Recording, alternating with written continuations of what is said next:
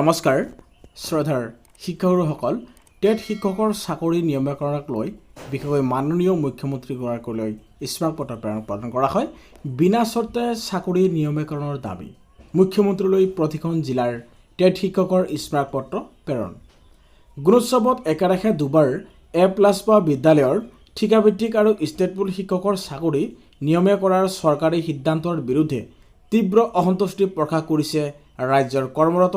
বিশেষকৈ ঠিকাভিত্তিক আৰু ষ্টেটপুল শিক্ষকসকলে আজি অসমৰ প্ৰতিখন জিলাৰ পৰা অসমৰ মুখ্যমন্ত্ৰীলৈ জিলাৰ শিক্ষকসকলৰ অসন্তুষ্টি ব্যক্ত প্ৰকাশ কৰি স্মাৰক পত্ৰ প্ৰেৰণ কৰিছে সদৌ অসম প্ৰাথমিক টেট উত্তীৰ্ণ শিক্ষক সমাজৰ জিলা প্ৰতিনিধিসমূহৰ উদ্যোগত এই পত্ৰ প্ৰেৰণ কাৰ্যসূচী ৰূপায়ণ কৰা হয় উল্লেখযোগ্য যে কিছুদিন পূৰ্বে অসম চৰকাৰে এক কেবিনেট সিদ্ধান্তৰ জৰিয়তে গুণোৎসৱত বিশেষকৈ 2022 আৰু 2023 চনত একেৰাহে দুবাৰ A+ গ্ৰেড প্ৰাপ্ত বিদ্যালয়সমূহৰ ঠিকাভিত্তিক আৰু ষ্টেটপুল শিক্ষকৰ চাকৰি পাৰদৰ্শিতামূলক নিয়মীকৰণ কৰা হ'ব বুলি ঘোষণা কৰিছিল উক্ত ঘোষণা প্ৰকাশ হোৱাৰ লগে লগেই সদৌ অসম প্ৰাথমিক টেট উত্তীৰ্ণ শিক্ষক সমাজৰ তৰফৰ ফালৰ পৰা স্মাৰক পত্ৰৰ যোগে সিদ্ধান্ত পুনৰ বিচাৰ কৰিবলৈ দাবী জনোৱা হৈছিল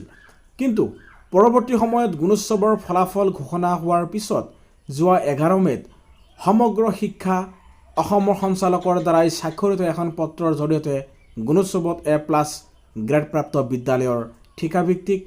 আৰু ষ্টেটপুল শিক্ষকসকলৰ তালিকা বিচাৰি নিৰ্দেশনা প্ৰকাশ কৰাৰ পিছতেই শিক্ষা বিভাগৰ শিক্ষকসকলৰ আহ্বানৰ প্ৰতি সদিচ্ছাৰ অভাৱ স্পষ্ট হৈ পৰাত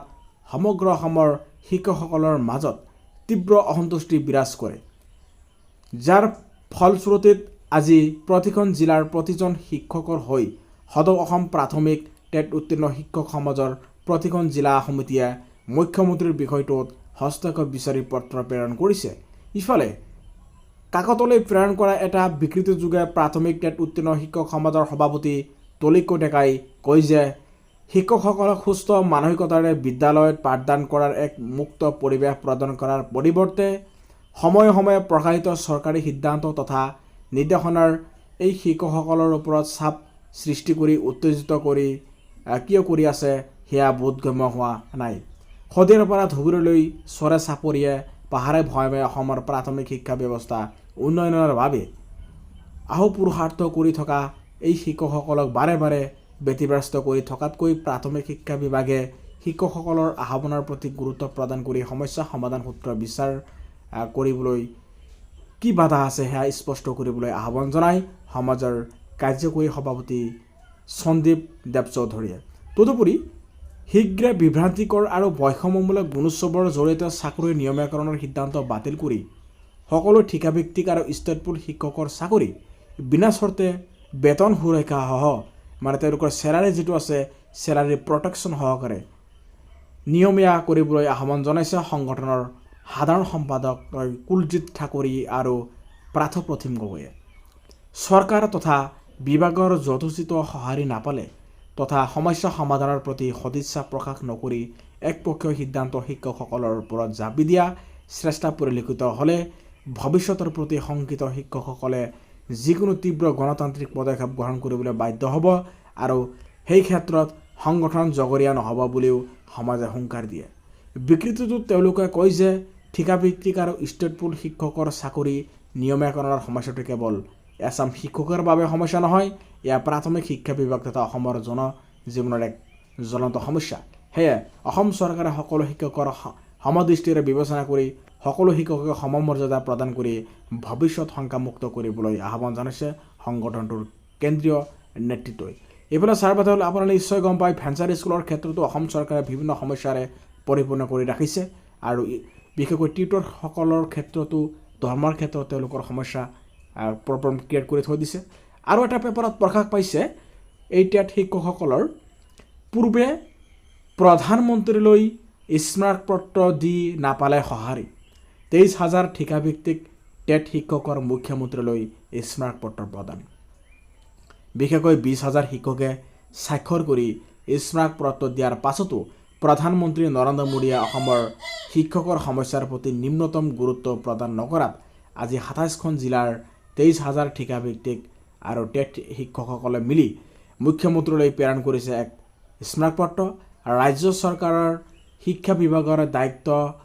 বিশেষকৈ নথকা দায়িত্বাধীন বুলি কৈছে। আৰু সৎকাৰী সিদ্ধান্তৰ প্ৰতিবাদত মুখ্যমন্ত্ৰীৰ এই স্মাৰকপত্ৰসমূহ স্পীড পোষ্ট যোগে প্ৰেৰণ কৰা হৈছে। উল্লেখযোগ্য যে শেহতীয়াকৈ শিক্ষা বিভাগে ৰাজ্যখনৰ বিভিন্ন বিদ্যালয়ত কৰ্মৰত 23,000 ঠিকাভিত্তিক শিক্ষকৰ চাকৰি নিয়মীকৰণৰ কাৰণে গুণোৎসৱত 2 বছৰ একেলেঠাৰীয়ে A+ পালে তেওঁলোকৰ চাকৰি নিয়মীকৰণ কৰিব বুলি ঘোষণা কৰিছিল। আৰু বৃহৎ সংখ্যক এনে শিক্ষকৰ জীৱনলৈ অন্ধকাৰ নামি আহিছে, কিয়নো মুখ্যমন্ত্ৰীলৈ প্ৰেৰণ কৰা স্মাৰকপত্ৰখনৰ শিক্ষকসকলে শিক্ষা বিভাগৰ এই শিক্ষকৰ হিতৰ বিপৰীতে যোৱা সিদ্ধান্তৰ তীব্ৰ বিৰোধিতা কৰিছে। স্মাৰকপত্ৰখনত উল্লেখ কৰিছে যে এখন বিদ্যালয়ে A+ বা A+ পোৱা নোপোৱাটো কেৱল তাত কৰ্মৰত ঠিকাভিত্তিক শিক্ষকসকলেই নাথাকে, অন্যান্য শিক্ষকসকলো থাকে। গতিকে A+ গ্ৰেড পোৱা বিদ্যালয় এখনৰ ঠিকাভিত্তিক শিক্ষকসকলক সেই বিদ্যালয়কে বা অন্য বিদ্যালয়ত খালী হৈ থকা পদত নিযুক্তি দিয়া তাৰিখটোৱেই শিক্ষকজনৰ যোগদান তাৰিখ হ'ব লাগিব বুলি উল্লেখ কৰিছে। আৰু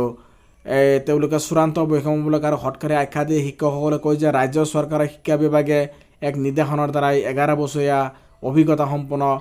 পৰিপুষ্ট শিক্ষকসকলক এক প্ৰকাৰ হত্যা কৰিলে। কাৰণ নতুন নিযুক্তি হৈ যোৱাৰ লগে লগে শিক্ষকসকলৰ অত বছৰ অভিজ্ঞতা শূন্য হৈ পৰাই নহয় দৰমহা গাঁথনিৰ সাল সলনি হৈ শিক্ষকজনে প্ৰচণ্ড আৰ্থিক সংকটৰ গৰাহত পৰিব। গতিকে 23,000 ঠিকাভিত্তিক শিক্ষকে প্ৰধানমন্ত্ৰীৰ দৰে মুখ্যমন্ত্ৰীকে দাবী জনাইছে যে টেট উত্তীৰ্ণ আৰু 2020 চনৰ পৰা নিযুক্তি লাভ কৰা শিক্ষকসকলৰ চাকৰি বিনা চৰ্তে বেতন সুৰক্ষা সহ নিয়মীকৰণ কৰিব লাগে। এই প্ৰসংগত উল্লেখযোগ্য যে শিক্ষা বিভাগৰ এনেধৰণৰ অবিবেচক আৰু আগগুৰি নোহোৱা সিদ্ধান্তই প্ৰত্যাহাৰ জনাই ঠিকাভিত্তিক শিক্ষকসকলে উচ্চ ন্যায়ালয়ত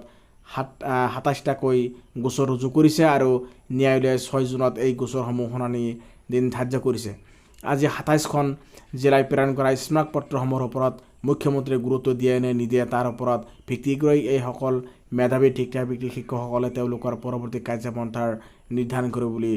জানিব পৰা গৈছে। ছাত্ৰছাত্ৰীসকল, আপোনালোকে আমাৰ এই চেনেলৰ জৰিয়তে বিশেষকৈ শিক্ষকসকলৰ সমস্যাৰ বিষয়ে বিভিন্ন বাতৰি সময়মতে পাই থাকে। আপোনালোকে আমাৰ চেনেলটো ছাবস্ক্ৰাইব কৰি আমাৰ লগত জড়িত হৈ থাকিব। আৰু বিশেষকৈ টিউটৰসকলৰ যি সমস্যা, দৰমহাৰ সমস্যা অসম চৰকাৰে তেওঁলোকৰ ক্ৰিয়েট কৰিছে, লগতে ভেঞ্চাৰ স্কুলৰ প্ৰাদেশিকৰণৰ সমস্যাৰ বিষয়ে আমাৰ এই চেনেলৰ জৰিয়তে ধাৰাবাহিকভাৱে অনিয়মিত ৰেগুলাৰভাৱে আপোনালোকে আমাৰ এই চেনেলৰ জৰিয়তে ভিডিঅ'বোৰ পাই থাকে। আৰু নতুন নতুন আপডেটসমূহ পাবলৈ আমাৰ লগত জড়িত হৈ থাকিব। ধন্যবাদ। জয় আই অসম।